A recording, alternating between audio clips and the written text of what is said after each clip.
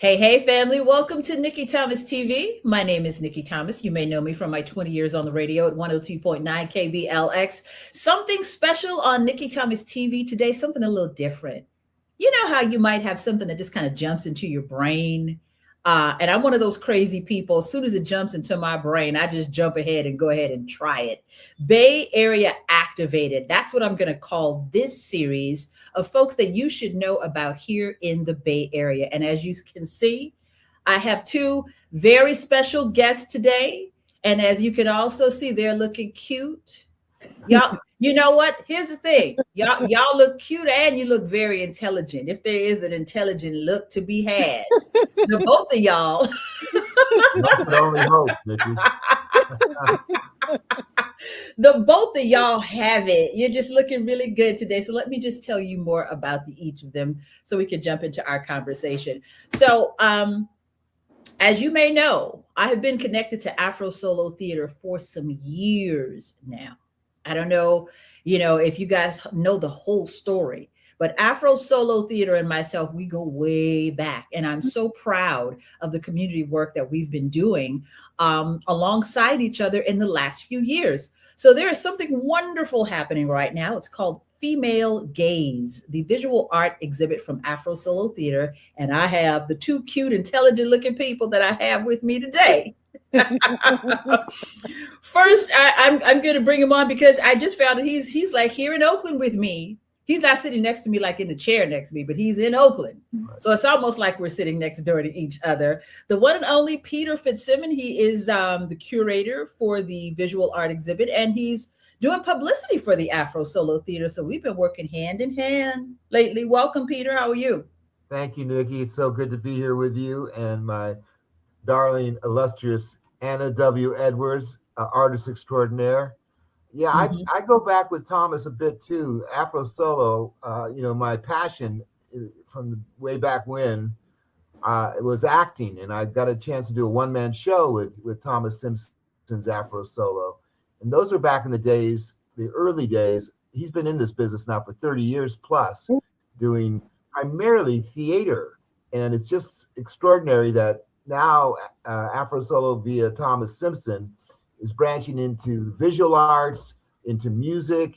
He's holding concerts citywide, sometimes at YBC, and he just has an amazing array of talented people that he's connected to.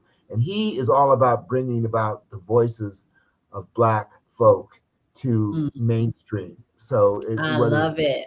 Visual arts or music or theater or dance, he captures it all. He does shows high and low year round, and he's been doing it for a long time. I love it. I love it, Peter. See, Peter's doing his job. I said AfroSolo and you just lit right up. So you are the perfect person to, publicity. And while we're on the subject, yes. So what we have is this show is actually titled Expressions of Love dash the Female Gaze.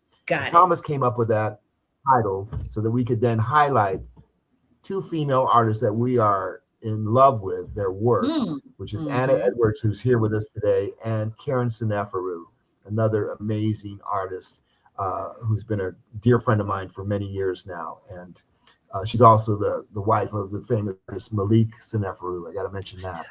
And so we tag teaming with Anna and Karen on this particular show. And I believe this is our second show, which is virtual. We call it a virtual online exhibit. So you go on, afrosolo.org, and you are able to see the works of these two fabulous artists. I'll stop there. So yes, please, Peter, because like I said, when I say AfroSolo, you just boom, ran off with it. Hold him back. I'm just glad to bring him back in here, just so we can create some space to give Anna W. Edwards the proper introduction. She is an artist, and she has featured art as a part of the Expressions of Love Female Gaze virtual art exhibit. And now, Anna, number one, welcome. We are so happy to have you here on Nikki Thomas TV. Well, thank you. And I want to know more about you because we've been working together on this putting together media assets for the show. And it's great that we get a chance to just sit down with you.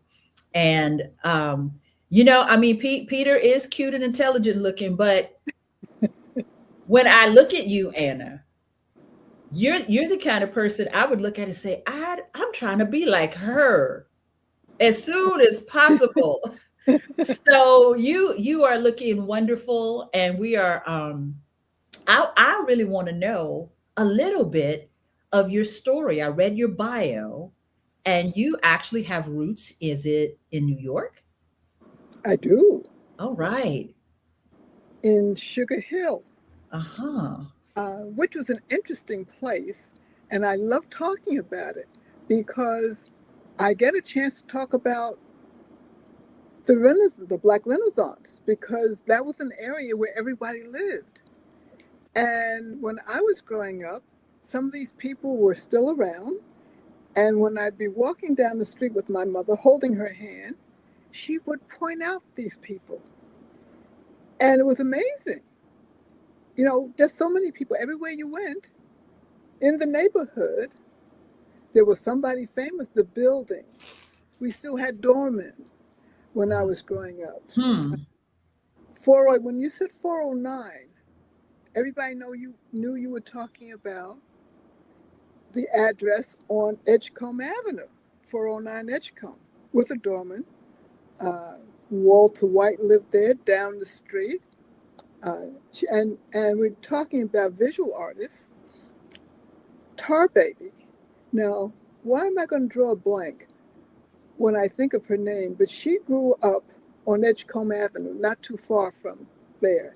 It was across the street from the old polo grounds. So it was just fascinating to be in the area.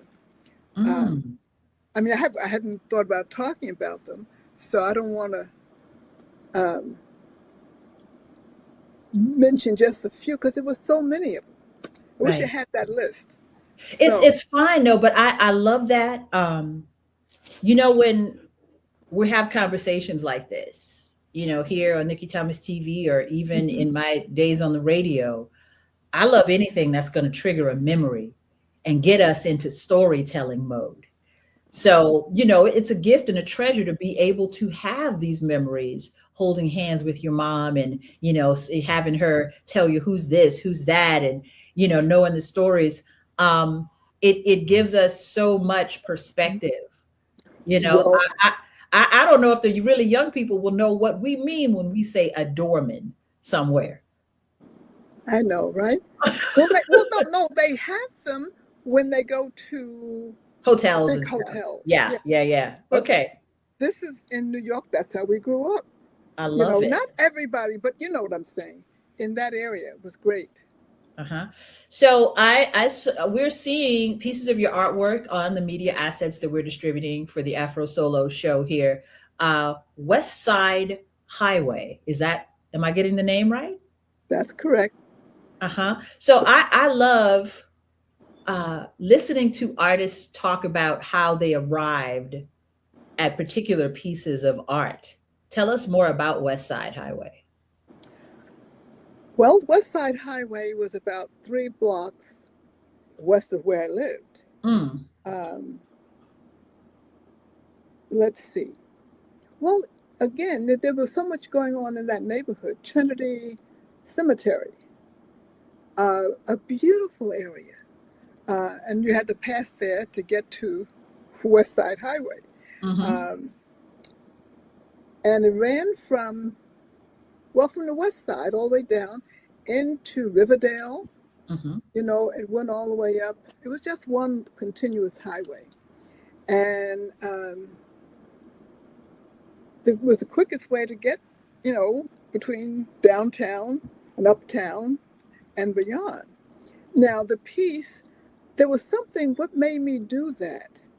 When I had to talk about my work, because I was not trained as an artist. So I liked the work that I was doing. I saw an artist and I said to him, how did you do that? I want to do that. Because I thought it would just be simple, go home and he put some paint on the canvas. Right. But then I really got into it. And I happened to see somebody said, well, you got to talk about your work. Talk about it. What do you say about it? But I ran into Mildred Howard. And I said to her, I introduced myself because I didn't know her at the time. I said, I've got to talk about my work. What do I say? She said, well, what inspires you to do the work you do? And I thought, it took me all of 2 minutes, and I thought, oh, the city. I love the city and all around me. So I did cityscapes for a long time. I could see the blocks, and it just drew me in. So that to me was the exciting thing about doing the work. I have named some pieces. One of the first housing projects, which was only 3 stories tall, and you had artwork. And what was interesting, that was, between the Polo Grounds and Yankee Stadium, which was right across the bridge. I ran into an artist out here, and we started talking, and she started telling me about where she lived. And I said, oh, my godfather lives there. And she said, you know what inspired me to be a sculptor? And simultaneously, we said, the bear.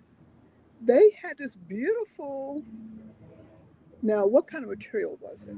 Oh, probably, it was stone. I don't recall now what it was, but there was this bear, and you had the entrances around the bear. And we both looked at each other and we said, well, isn't that something? But that's what they did when they first started public housing. They wanted to be beautiful for the people, you know, and who would have known that, I mean, how many other people were influenced by the bear? And Diane Pompelli Bates, I don't know whether she's still with us or not, but that's what influenced her. Wow. A wonderful artist. So, you know, having art, public art, is great. And we do some of that. But I'd like to see more of that done. Wow. Yeah, and that's exactly what I meant when I say just like an artist, their stories and their process. You know, me being a non-artist, you were just talking about, you know, oh, I'm just going to go do this. It's going to be really easy. I attempted to make some art not long ago, and it's much harder than I thought. For it to be pleasing in what I had inside, you know, it's hard to translate that in colors and feelings and things like that. So I feel like, you know, the first question and this current question, it was just an inner child experience you're having with your art, and you bring it, these stories that you're telling us, you bring them to life. So this is great. This is great. Okay. Yeah. So now, Peter, you've got the fancy title of curator for this show. And you told us a little bit about how it came together. But for one to be a curator, how does that, you know, tell us how that comes alive for you when you say you're going to, you know, choose, and we're going to build something around this. What was your thought process when you said, hey, Thomas, let's do something? What was that sweet spot that popped up for you guys? Well, first of all, you've got to look at a little bit of my background, you know, in that I ran art galleries for many years, high-end art galleries in the Union Square area. And I ventured into the Fillmore district when I was part of the Fillmore Heritage Center. And I was the founding, you know, executive director of the Jazz Heritage Center.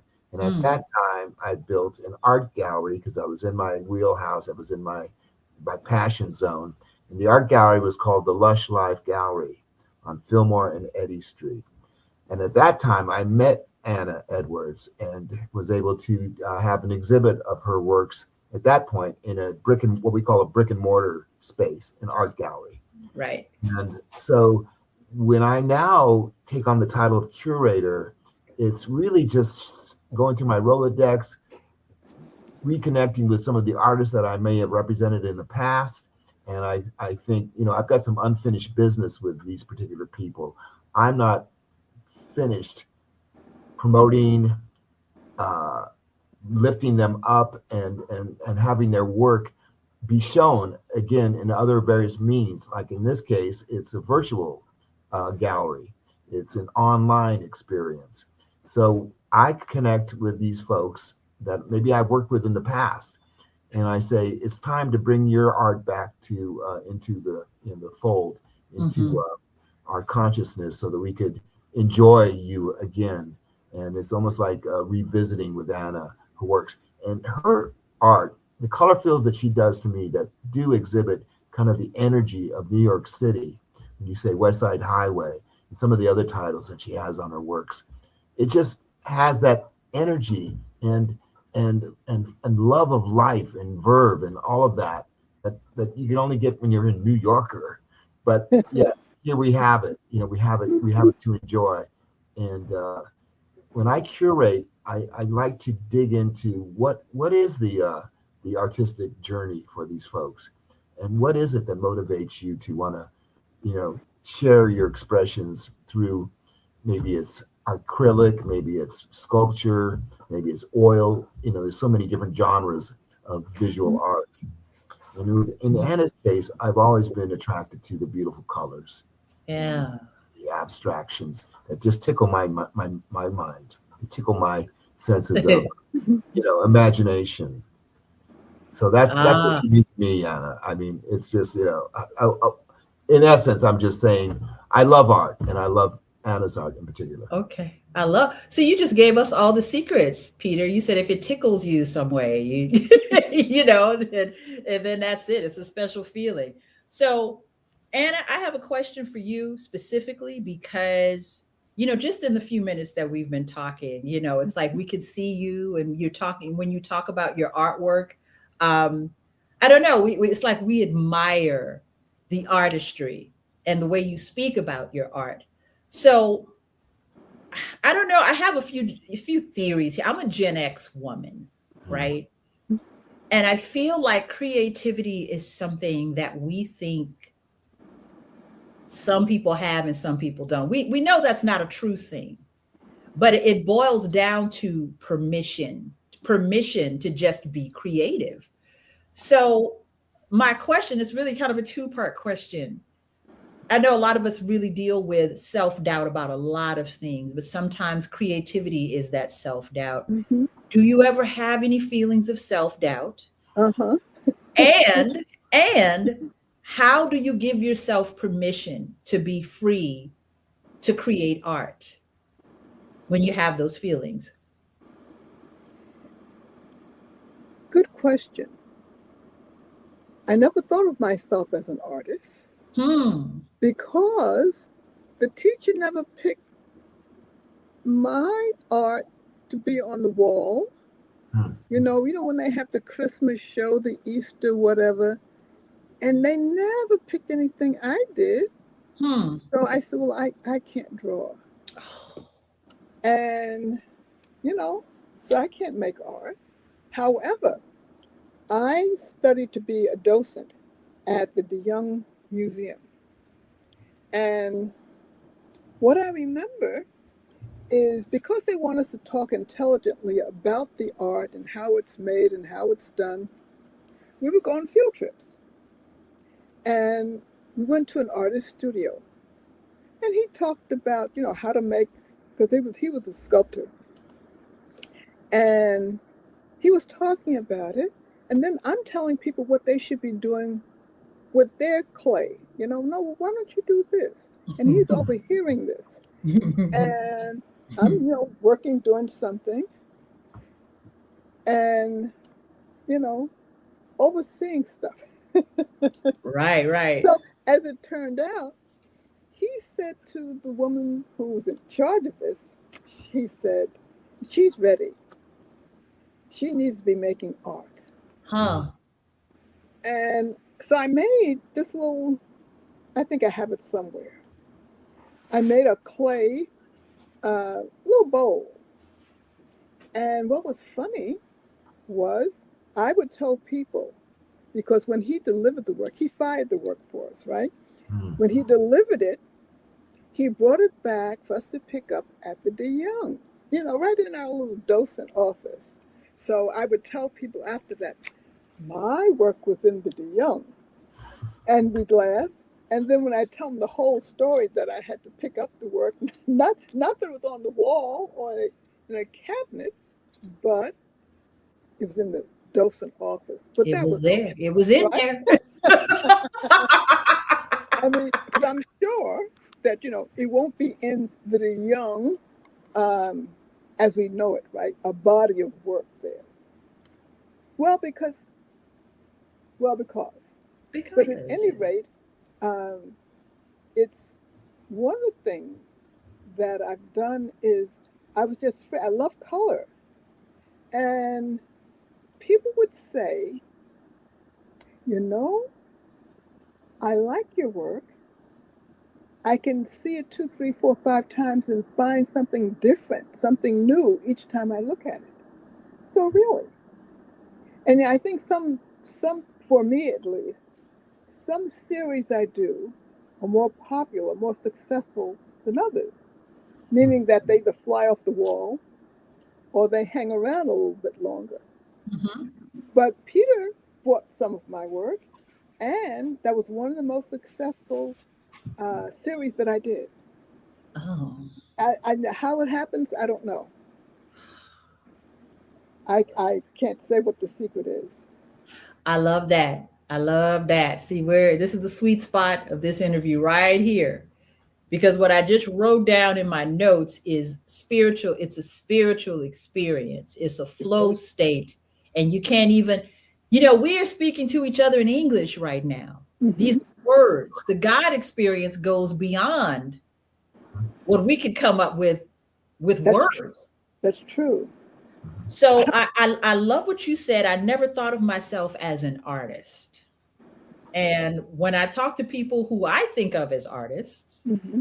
that's what they say, or something to that effect. Mm-hmm. I remember, who remembers when the singer Prince changed his name to a symbol?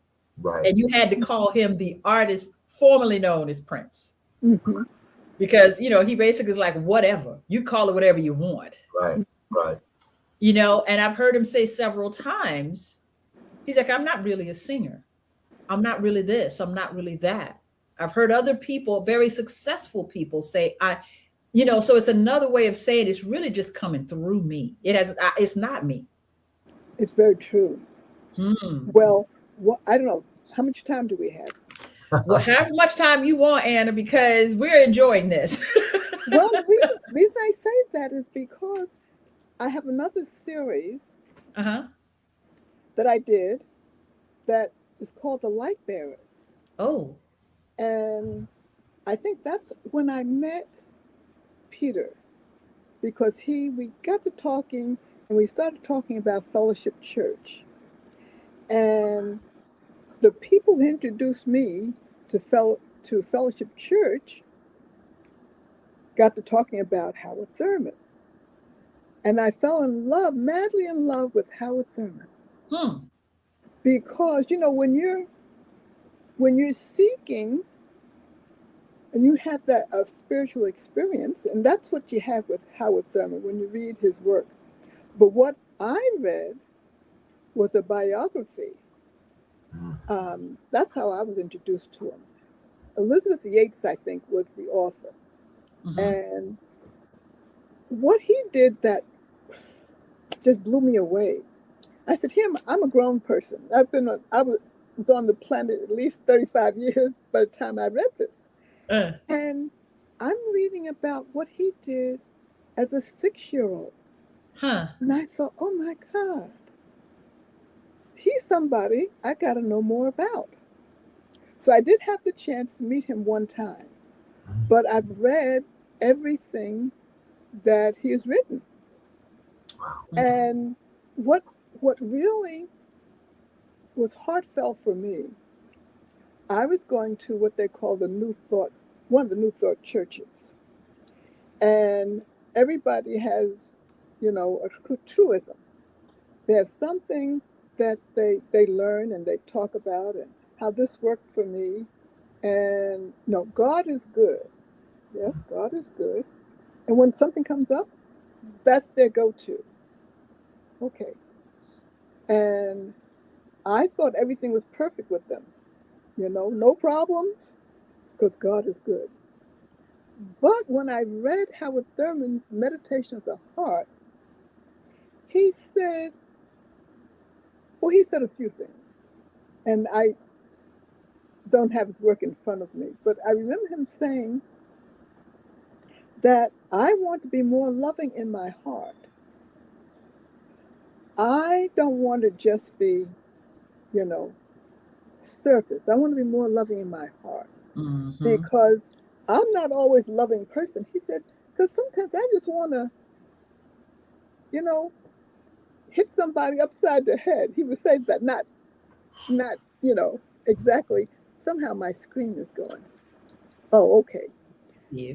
And I said, Howard Thurman had those thoughts before he got together, but he was saying, I have a rough time sometimes. Yeah. And I thought, wow. Oh, okay. So there is hope for me. I mean, I can grow into that.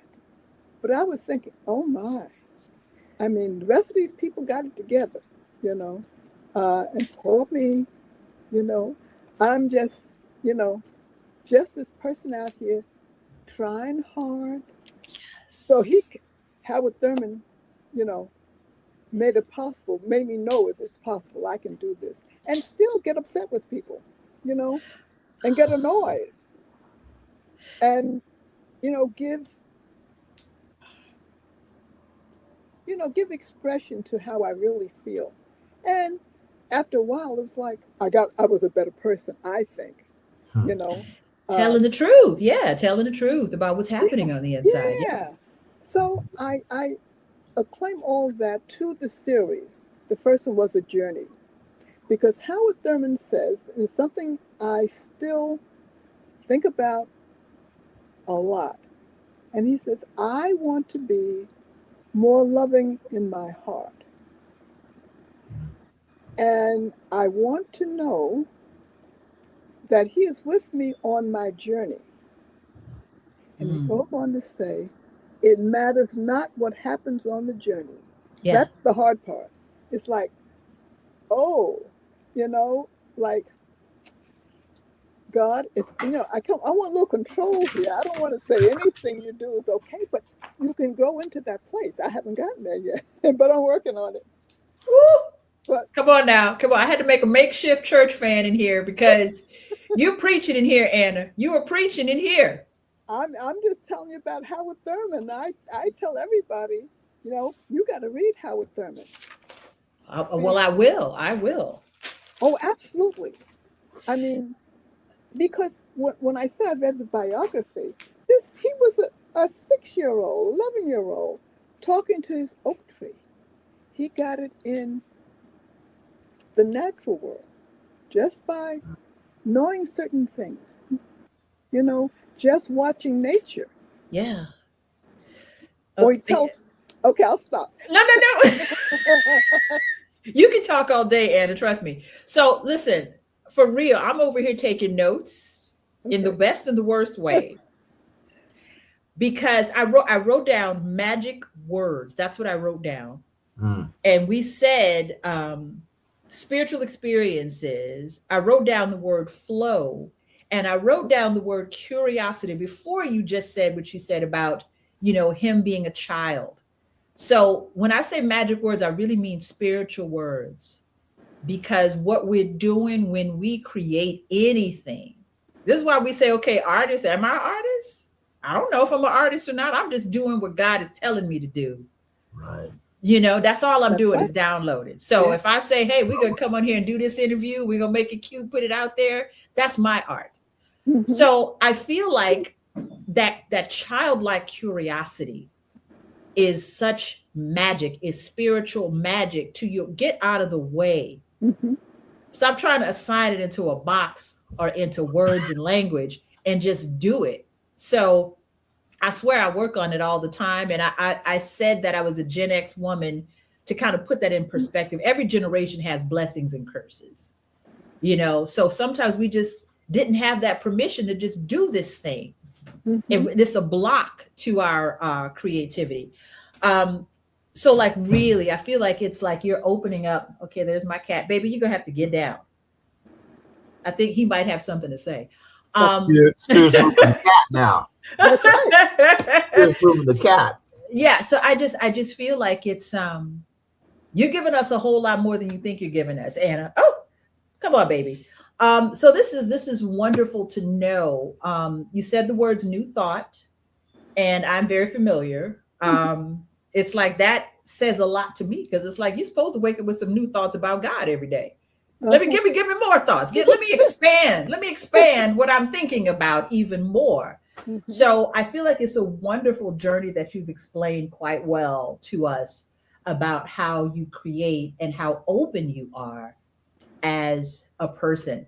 So Peter, I'm going to jump back to you, because we want to let everybody know how they can be a part of what's happening. Wait 1 second. So I want you to let us know how we can be a part of what's happening. This is a virtual exhibit, and we have a conversation happening later this week that I know everybody needs to know about.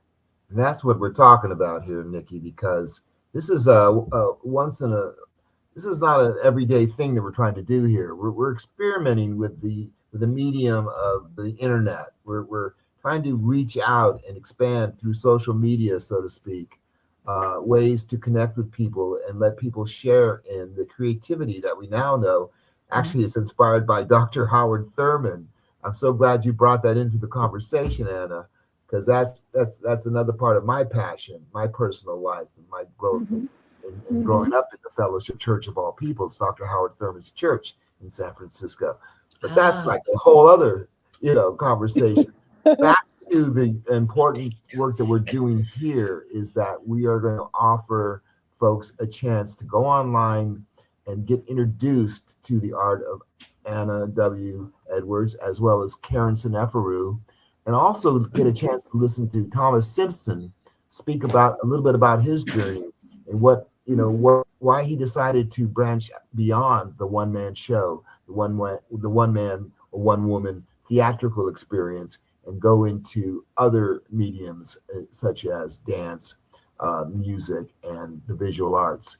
And in this case, we're going to do a Zoom introduction and have a conversation again with Anna, Thomas, and myself about the works that you can see online. That is a experiment, in a sense, a way to, and we want to sell the art, of course, because beauty is in the eye of the beholder. If you see something that is beautiful to you, you might just want to think about how you can go about to live with this work of art, how you can then enjoy that on your own time, whenever you want.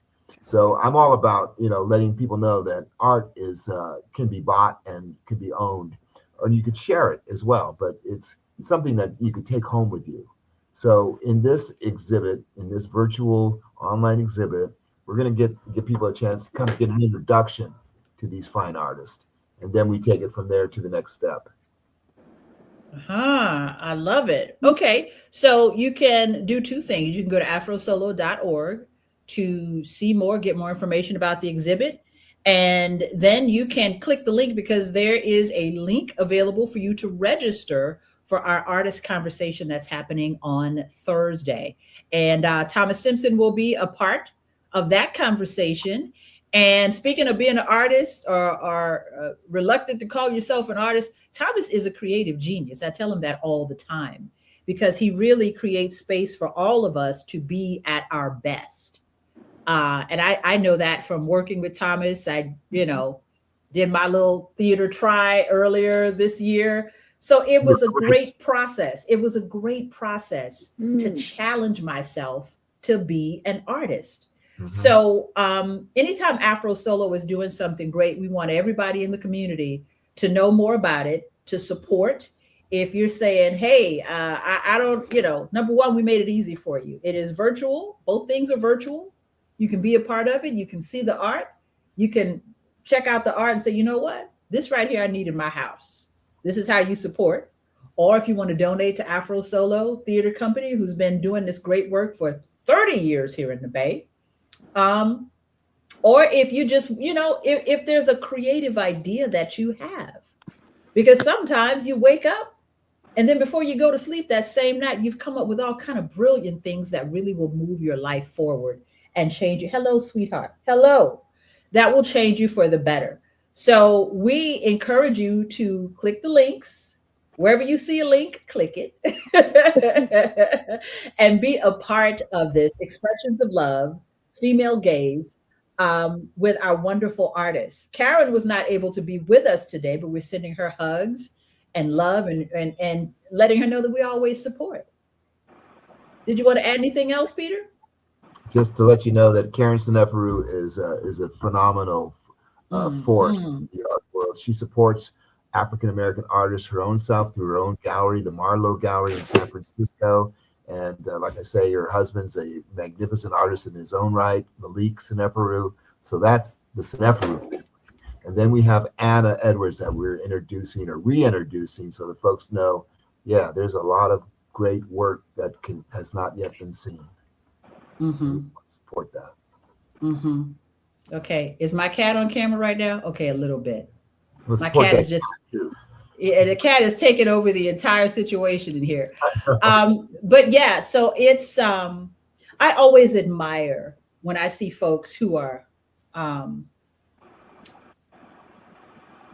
making sure my cat doesn't turn over the whole situation here. Okay, you're going to have to get down. Hold on a second. All right, these cats will make a quick move on you. Yeah, and then all of a sudden the technology becomes the catology. Right. So yeah, so I always admire folks who are just in their, I don't know, all the way in their spiritual flow as artists. So Anna, I thank you for sharing so much. I mean, literally we could sit here for 4 or 5 more hours and I'd be taking notes and, fanning myself with a church fan, tell us more, tell us more. But what we're going to do is leave room for you to be a part of the conversation Thursday when we have our artist talk. It is online. All you have to do is register. It is free. We like to create experience that is an easy yes, so just click, baby, click. And Peter, let me just say that I really have loved working with you because, it takes a lot of work to create these experiences for people so that it can be an easy yes. It's a lot of technical, things that we've got to figure out on the back end. Well, how do we make this easier for people to be a part of? So family, what I'm saying is that we just need you to say yes, and that's it. You ain't even got to think about it. How much does it cost? Do I got to get a payment plan to get it? No. Just click, put it on your calendar and be a part of it. Be a part of it. Yeah. Did you want to add anything else, Anna? Whatever you say, we're taking notes. Well, I'd like to say that I appreciate what it is you do because, Gen X gets a bad rap on a lot of things, even though they're doing wonderful, wonderful things as you are. Thank you. But we pick on younger people because they have us going crazy with trying to figure out these iPhones. What was wrong with the old phone that worked and I could get through and not have to punch all these buttons and things disappear? And then when I come to my senses, I say, this is really nice. We couldn't do any of this in the old days. It just wasn't available. Right. And let me just, Gen X, not Gen Z. Okay. See? I'm not a young person, Anna. Well, so, one of those people. Oh, so you're at the point where you probably need help with the little people. Yes, I do. Yeah, okay. Yes, I do. I was trying to, how you can put your debit card in your digital wallet in your phone. And then when you get somewhere, you scan it. Child, I've embarrassed myself so many times this week. It's like, I'm at the counter, like, do what, baby? What? What way do I got the phone and I'm doing this, and which way do I turn it so I can do the thing and get the thing? Well, how do I do that again? So we're all learning. Learning curve. Thank you. They make it so hard for us. But you just said the magic words. It's like when we come to our senses, we see that these tools are here for us to use and to make our lives easier. So, I love the fact that we can come together as a community. We can figure these things out. We can see each other bigger and better, that we can expand our view of ourselves and our relationship with spirit or God, or however you would like to express that. Sure. So it truly makes it magical. And this is why we say AfroSolo Theater and Thomas Robert Simpson is a creative genius in this here community in the Bay Area. And we are looking forward to many more wonderful things. And we are looking forward to the Artist Talk and Conversation on Thursday, and checking out the visual art exhibit that's there now for you at afrosolo.org. Did I hit all the places, Peter? I got it all. And also, I'd like to say thank you to Peter, because, being an artist himself, mm-hmm. he knows that the people don't think that that's necessary, that they can live without art and be whole people. I don't agree with that. No.